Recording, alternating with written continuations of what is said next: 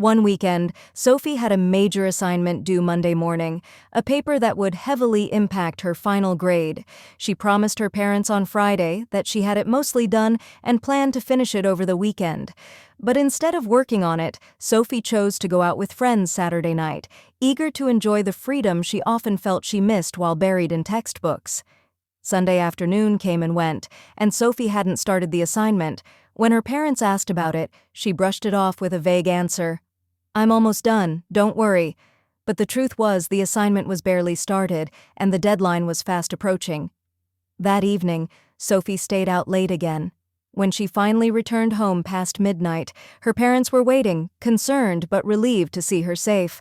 Sophie told them confidently, "I finished most of the paper today. I'll just polish it up tomorrow." Her father, Mr. Collins, gave her a nod, but something didn't sit right with him. The next morning, while Sophie was still asleep, he noticed her laptop was open on the desk. Curious, he glanced at the screen and saw a blank document, the assignment untouched except for a few scattered notes. It was clear Sophie had lied. Later that day, Mr. Collins called Sophie into the living room. Her heart sank. She knew the conversation wasn't going to be easy.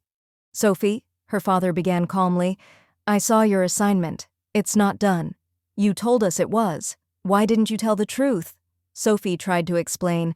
"I was stressed. I didn't want you to worry. I thought I could finish it last minute." Mr. Collins shook his head. "Lying isn't the way to handle stress. It breaks the trust we have in you. You're an adult now, and with that comes responsibility." Sophie felt guilty but still hesitant. "I didn't mean to hurt anyone." Her father's expression softened slightly but remained firm. "Intentions aside, your actions have consequences. You need to learn that honesty matters more than avoiding trouble."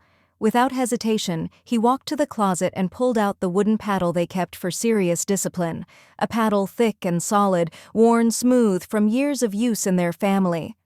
Sophie's eyes widened.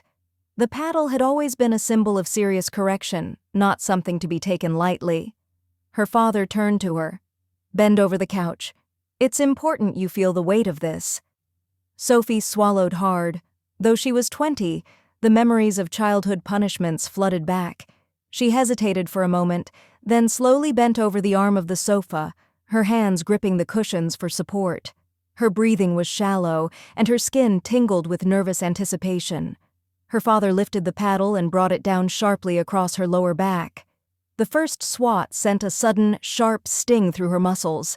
Sophie gasped, the pain making her tense. She bit her lip, fighting tears that welled up in her eyes.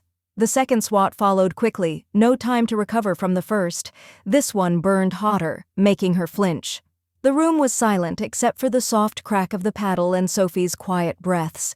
With each stroke, the physical discomfort grew, but it was the emotional weight that pressed hardest on her. The shame, the regret, the knowledge that she had disappointed the people she loved.